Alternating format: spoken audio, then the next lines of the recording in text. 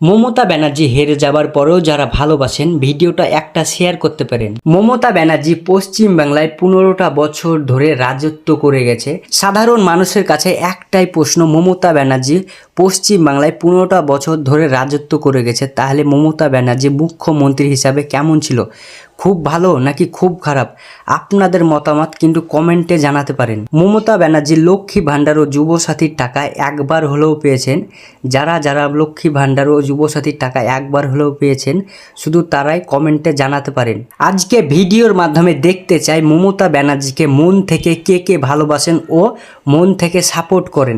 আজকে ভিডিওর মাধ্যমে দেখতে চাই মমতা ব্যানার্জিকে মন থেকে কে কে ভালোবাসেন। ভালোবাসা আর সম্মান জোর করে পাওয়া যায় না, কাজ দিয়ে অর্জন করতে হয়, আর সেটাই মানুষের আসল পরিচয়। মমতা ব্যানার্জি পশ্চিম বাংলায় মুখ্যমন্ত্রী হিসাবে কেমন ছিলেন? খুব ভালো নাকি খুব খারাপ? আপনাদের মতামত কমেন্টে জানাতে পারেন।